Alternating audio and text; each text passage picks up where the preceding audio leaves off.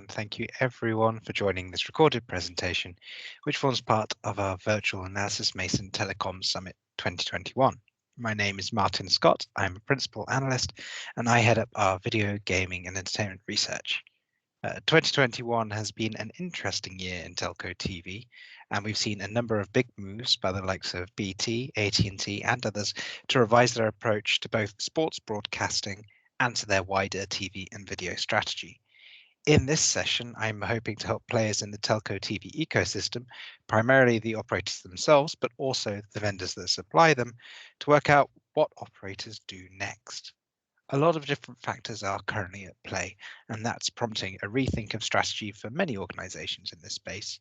Many of the findings from this presentation you can find in a recently published report on our website called Optimizing the Operator TV Opportunity, Case Studies and Analysis. The report and this presentation are based on a number of interviews with heads of TV strategy and CXOs, but they also draw on our in-depth understanding of the market and our own primary research, as well as what operators report. In the next about half an hour, we'll look at some examples of how operators have revised their TV and video strategies, and we'll also explore how operators are moving to a wider content aggregation and enablement strategy. So, where do we find ourselves over a year and a half into the pandemic? We all know that existing trends for TV and video consumption accelerated through 2020. Dynamics in 2021 have been the result of those existing trends, compounded by factors such as the disruption to live sports and the shift in viewing behavior towards TV drama versus sports. By 2020, the margins on premium sports rights had generally been declining. This was because the growth in revenue generated from viewers had failed to keep pace with the increasing cost of content rights. In 2021, we've seen the rights value for some sports leagues stagnate and in some cases decline. We've seen strategic responses to this uncertainty, such as rights rollovers without a new auction or extremely long rights deals, like the one that Nordic Entertainment Group, NENT, recently made with Bundesliga, which lasts for 9 years. Indeed, a growing number of OTT sports providers like NENT and DAZN have started to pick up sports rights as they get cheaper. This is a key pivoting point for the decisions that telcos make around their pay TV proposition and the role of sport within that. Should they be buying more rights, retaining those they have, partnering with the new owners? It's not just sports OTT that's on the ascending. Disney Plus continues to gain paying subscribers and is still launching in new markets. We all know that a vast number of US and international D2C plays will still launch across a number of territories within the remainder of 2021 and into 2022. The end result of all of this is a doubling of OTT video retail revenues worldwide to over $200 billion between 2020 and 2025, and a more than 50% increase in the number of people using paid-for OTT video services to almost 1 billion in that same time frame. In the context of such growth, super aggregation is certainly important, but is it enough of a strategy on its own?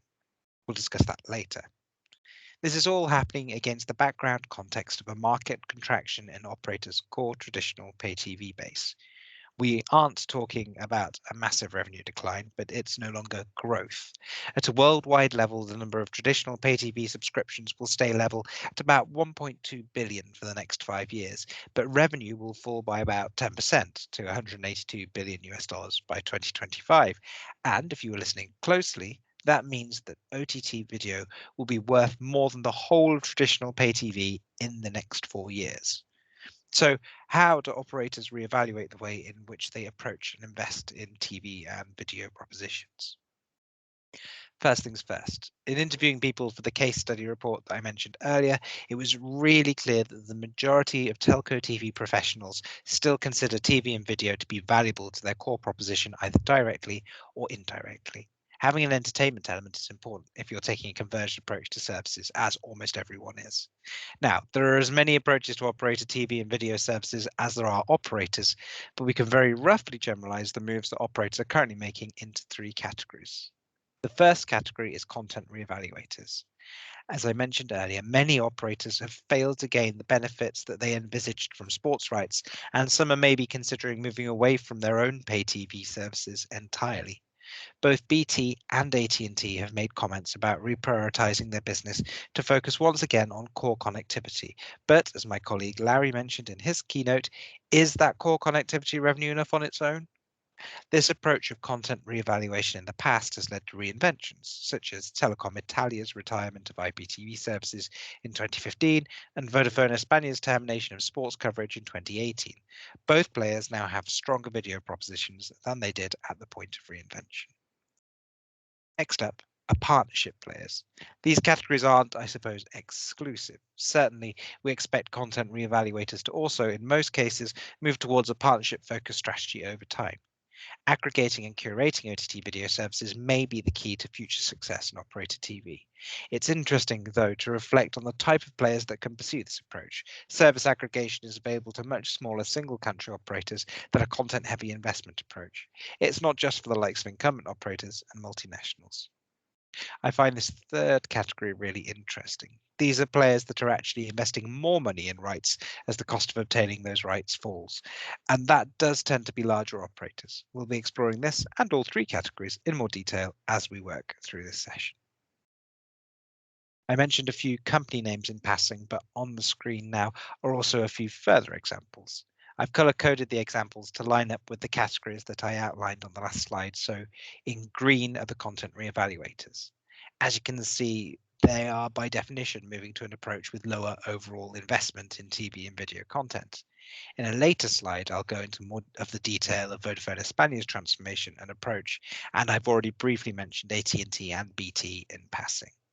In orange are partnership players. Here I focus primarily on smaller single country operators and how they're increasing their investment in TV and video via some of the partnerships that they're forming. We'll look in more detail at Telecom Italia, aka TIM, later in this session, but I also wanted to draw your attention to other types of player that are pursuing a form of partnership play, Salt and or T-Mobile in Poland. Both are mobile-centric players with a smaller proportion of fixed, and both have identified video as an important part of selling high-speed data connectivity. Salt outsourced the TV part of its service to a TV as a service provider, but can consider it an intrinsic part of their fixed proposition. Indeed, every broadband customer also takes TV. T-Mobile have also baked in content. They use third-party content partners to differentiate their service tiers in order to encourage upsell and drive awareness of their FMC brand, Magenta 8. The third group in blue are the direct content investors. These are medium-sized players that are also increasing their investment in content, primarily sports content, at a time when the value of sports is falling. We'll look in more detail at NENT's approach later on in this presentation, but I also wanted to mention Telekom Deutschland as a player that continues to invest in sports rights, focusing on local and national leagues. Let's look at each of these categories of approach in a bit more detail. How can we summarize what players in this category are doing? How can we judge success? Who can or should follow such an approach? The most relevant examples in this group are probably AT and BT. They're in the report. It's also worth mentioning, for example, the Irish incumbent Air, who have this year also announced the winding down of Air Sport and associated rights spend. Orange in France too have reduced their dependency on sports content. These players say that they're reducing their dependency on own produced content, particularly sports, in order to control and redirect associated costs. This is often accompanied by a renewed focus on their core connectivity business. Content re-evaluators may also form additional content partnerships to counterbalance the loss of their own content. Who are these players? Content re-evaluators are typically larger operators, simply because larger operators were the players most able to invest heavily in content previously. Sports rights aren't cheap. Unfortunately, though, they haven't been necessarily able to maintain a return on investment. Often their decision to re-evaluate their relationship with original or exclusive content has been informed by share performance. This is, I think, a key area where telecoms operators and OTT players like Netflix differ. Operator shareholders usually like predictable slow growth and lower risk. Investors in Netflix aren't so worried about profitability as long as there's significant growth in engagement. You can see each quarter as Netflix releases its financial results, how the stock value wobbles based on the announcement of net subscriber additions relative to analyst expectations. But let's go into more detail in a specific case. A lot of the examples that I mentioned, AT&T, BT, and so on, are really recent. The change in approach is sufficiently new that we can't measure the outcome of the action yet. We can only make an educated guess as to the outcome. So let's instead focus on an example where we have a few years of subsequent data to back things up. Vodafone España. Vodafone is the second largest fixed mobile and pay TV provider in terms of number of subscribers in Spain, behind Telefonica. For many years, Vodafone España invested significantly in live sports broadcasting rights, but it grabbed headlines in 2018 when the CEO announced that it would be better for their business if it lost every single football customer completely. Their broadband and mobile revenues included, rather than keep losing money on sports rights. Sure enough, in 2018, it then did step away from all of those rights, including the resale agreement it had with Telefonica for its sports content. Not maintaining its sports rights saved Vodafone around 330 million euros per year, while customers that took sports services only generated 300 million euros per year at that time, including connectivity revenue. So dropping sports improved profitability. So costs informed the decision, but demand did too. Vodafone cited at the time some primary research that indicated that there were twice as many fans of TV drama and films in Spain as sports fans, and accordingly, they started focusing on how they could ramp up their TV drama proposition through partnerships. Being part of the larger Vodafone group had helped them to negotiate launch partnerships with some big names, so Netflix in 2015 and HBO in 2016.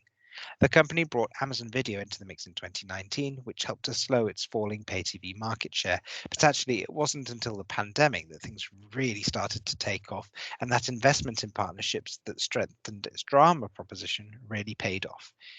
Its number of subscribers surpassed the previous peak of 1.4 million in 1Q 2020 and reached 1.6 million by 4Q 2020. This was aided by the launch of a boxless OTT service in mid-2020 and some attractive aggregation-centric propositions in 2021. Can we consider this a success? Yes, absolutely. Content supply and demand moved in Vodafone's favour during the pandemic because sports coverage was disrupted and consumers turned to TV drama and OTT services. The OTT services with which Vodafone partnered were also available to consumers D2C, but Vodafone had the scale both domestically and internationally to renegotiate exclusivity on set-top boxes, which made a notable difference to where consumers went for their OTT content. And lots of people chose Vodafone. By the end of 2021, we expect Vodafone to have around a 22% market share, matching their share before they dropped sports rights. But as the whole Spanish market has also grown in that time, that's a notably higher number of absolute subscribers than 3 years ago, well above their previous peak in late 2018. The second category of approach that people are taking to adjust their telco TV strategy is the partnership play, which you could argue also fits the Vodafone example that we've just talked through. But who else is doing it and why are they doing it? I mentioned Salt and T-Mobile Poland earlier. Comcast is another example here, using deep integration of partners' content portfolios within their own user interface. These players are focusing on developing partnerships, sometimes exclusive, in order to control costs while gaining access to content differentiators. They typically target non-sports fans, but not always. For example, Tim's approach, which we'll discuss shortly, follows on the synergies between the Italians' love of football and the potential for fibre upsell. But it is worth noting that consumers that care most about genres other than sports still make up the majority of consumers. Certainly, many other operators that are pursuing this approach are doing so as super aggregators. Partnership players do not need to invest as much as direct content investors, and as such, this role is accessible to smaller players. However, success is dependent on the partnerships that an operator can form, which may be limited by their scale. It's a lot easier for Vodafone, say, to make a partnership than a regional fibre startup. The risks and costs of this approach are shared with partners, which is appealing to smaller players as it lowers the financial barrier to entry for video propositions. Let's look at Telecom Italia's recent moves in more detail. TIM offers free-to-air and premium content in a mix of on-demand and linear access over TIM Vision, its OTT platform. It's the second largest pay TV player in Italy in terms of number of subscribers. TIM's main rival is Sky, with an over 70% pay TV subscriber market share compared to TIM's 14%, but that might change in the near future. Earlier this year, DAZN secured exclusive rights for 7 out of 10 games per week in the 2021-24 Serie A rights auction. Sky secured the other 3 co-exclusively with DAZN, and DAZN has done a deal exclusively with TIM. TIM used to be a content co-producer, but now positions itself simply as a content distributor. It hopes to use a super aggregator strategy to drive the demand for ultra broadband services to increase ARPU and to lower churn. Again, primary research is important here. Before it made this move, TIM established that there were an estimated 2.5 million football viewers in Italy that did not currently have an ultra-fast broadband connection, and the deals that it has formed with DAZN and Mediaset are squarely aimed at targeting these customers. It's an aggressive push. They announced at the beginning of October that both new and existing TIM customers could get TIM Vision, Infinity Plus, Netflix, Disney Plus, and DAZN all for €29.99 per month for the first 12 months. Customers also have the option to bundle in broadband. We think that'll lead to both an increase in TIM's pay TV market share at the expense of Sky and an increase in direct revenue from selling the content bundle. Finally, let's look at the direct content investors. The kinds of players that are moving to swoop on sports rights as prices stagnate aren't necessarily traditional telecoms operators or pay TV providers. It also includes OTT players like DAZN, for example, that we mentioned in the last slide. But there are also telecoms operators and traditional pay TV providers operating in this way. Spark in New Zealand is one example. The other player that we'll talk about in more detail shortly is the Nordic player NENT, which operates under the Viaplay OTT brand. The falling cost of certain sports rights is allowing players like these to build propositions that will potentially have a positive return on investment where that would not previously have been the case. As a result, these players are actually going against the prevailing trend and are increasing their spend on sports rights. These operators aim to derive greater value from sports rights than was previously possible through a change in approach. For example, NENT is embracing OTT delivery, and Deutsche Telekom is integrating sports into a converged bundle, thereby encouraging upsell. Sizable debt or cash flow is required to acquire the rights, so this approach suits larger players. Let's look at what NENT is doing in more detail. This example primarily looks at how a player can use OTT to expand outside of its traditional footprint, something that a number of our clients have been looking at in the last 24 months. At the start of 2020, NENT was solely a Nordic business, pay TV, a bit of telecoms via a merger, and an OTT platform, which was called Viaplay. Since then, it's undertaken an ambitious international expansion plan, primarily into the rest of Europe, with its OTT service. It had 3.3 million Viaplay subscribers as of 2Q 2021. Viaplay distributes third-party content, but is also an original content producer and sports rights investor. NENT is investing in content and international expansion with the hopes of becoming a global original content player. So far, it's expanded into Estonia, Lithuania, Latvia, and Poland, and there are plans to launch in the USA in late 2021, the Netherlands in 2022, and it's just announced even more additional markets that it plans to launch in 2023, including the UK and Canada. Viaplay are aiming to maintain a compound growth rate of 23 to 25% for annual organic sales between now and 2025.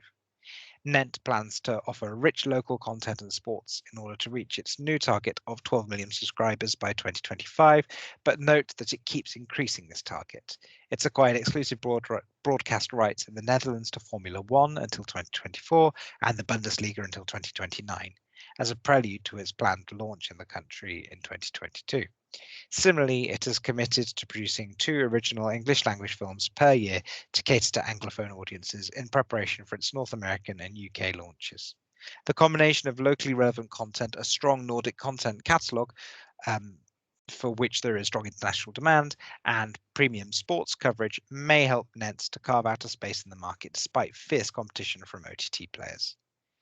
It's hard for us to judge the potential success of NENT yet, as it's still quite early on the journey. But I think there's that what's key here is that NENT are buying rights at an affordable price, sometimes locking into really long contracts where that's necessary to provide some reassurance to the right seller, and then is aiming to sell this content in a slightly different way to its predecessors, namely OTT first.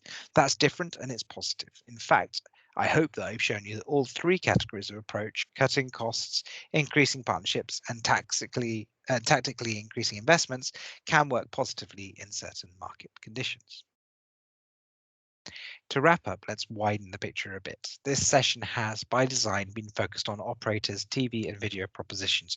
But if we think back to my original question, how do operators reevaluate the way in which they approach and invest in TV and video propositions? I think we need to broaden the conversation beyond TV and video.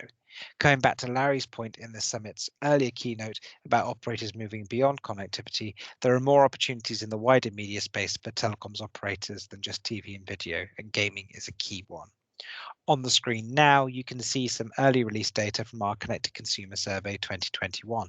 The fieldwork for this closed at the end of September. These results are for 5G. We asked consumers if they'd be willing to pay extra to enable these services. That's marked as a direct revenue benefit on the left hand in dark blue. If they'd be interested but not willing to pay more, that's light blue, or if they were not interested in this potential benefit of 5G. I think it's interesting and important to note that, for example, the majority of all adults are interested in using 5G to view higher resolution video. Gaming, AR, and VR are all areas that merit further investigation, and indeed, these are areas where we, Analysys Mason, will be putting out more research in the coming year, most immediately in a report titled Emerging Content Categories, Case Studies and Analysis that will be coming out early next year, as well as the next round of the Connected Consumer Survey reports. So, to conclude, what can operators do to change their approach to telco TV? We think that some innovative operators can use the plateauing value of sports rights to actually open up new opportunities. Key will be using this content in new ways, selling it to different audiences or changing the way it's delivered and paid for in order to increase monetization. Content reevaluators have an opportunity.